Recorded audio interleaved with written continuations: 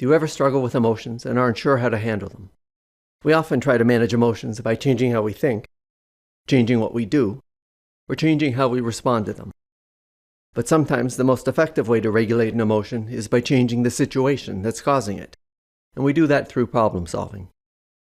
We can't problem solve our emotions directly and think our way out of how we're feeling, but we can problem solve the situations that are causing the emotion. Now, not every situation or emotional trigger contains a problem we can solve, so we start by asking ourselves, is this something I have control over? Is there anything I can realistically do to change it? If the answer is yes, then we can problem solve. And if the answer is no, we need to focus on coping by adjusting our thoughts and behaviors and calming our emotional reactions. Most situations contain some aspects we can control and others we can't. Let's look at some examples. We've got a presentation or exam or job interview coming up that we're really anxious about. We're worrying. It's going to be terrible. I'm going to mess it up. We could try challenging these thoughts and reassuring ourselves.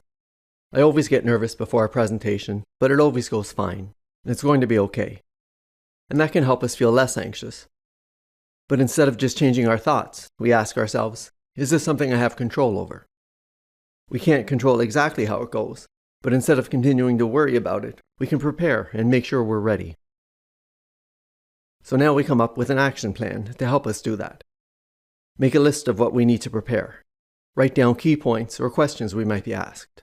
Rehearse once a day, and get feedback from a friend or colleague. And taking these steps helps relieve anxiety. We might still feel anxious, but probably less so than before. And we can calm the remaining anxiety with reassuring thoughts and other emotion regulation techniques. Or maybe we're sad and depressed because we feel lonely and isolated, and we want to connect more with our friends and make new ones. This is something we have less control over. Reconnecting with people or building friendships usually isn't that straightforward, and we're not sure how to try to solve this problem. So we brainstorm some potential solutions, just writing them down without judging them yet.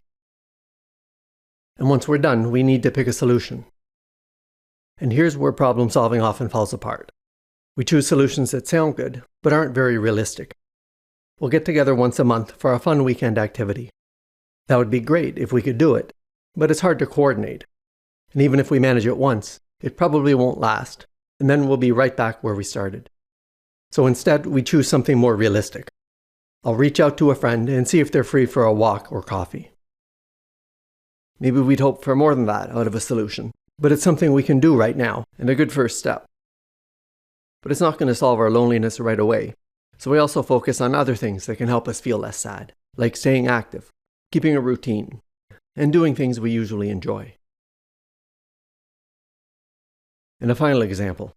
We're stressed and overwhelmed because we have so much to do and don't even know where to start.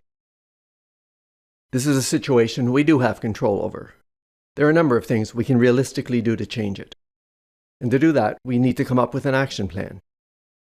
Write down everything that needs to get done. Ask our supervisor which tasks matter most. Group tasks by priority.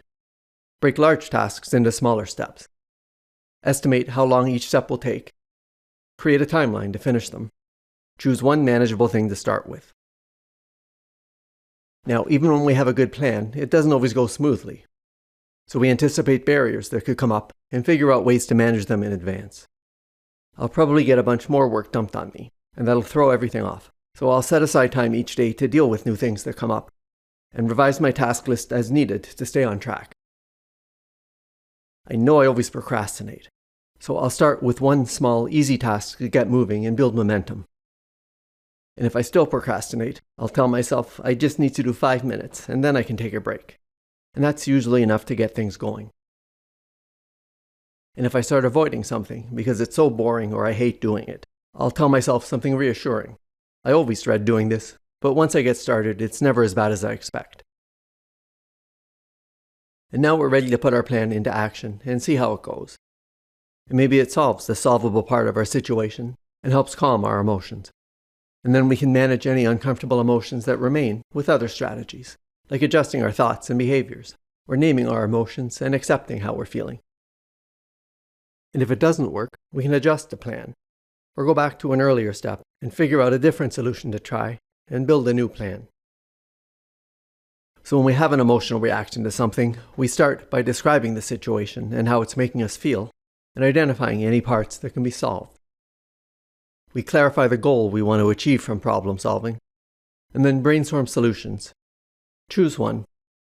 Then we create an action plan, breaking things down into small steps, making a timeline, and anticipating potential barriers in advance. Then we carry out the plan and evaluate the results. And even when the plan works and helps calm our emotions, there may still be feelings we need to address with other emotion regulation techniques, which you can learn in my free self-help course at selfhelptunes.com, where you can also download a problem-solving and action plan worksheet. So please check that out. And please help me out by liking and subscribing and letting me know what you think in the comments. And if you'd like to support my channel and help me make more videos like this, I really appreciate it, and please check out the donation links in the description.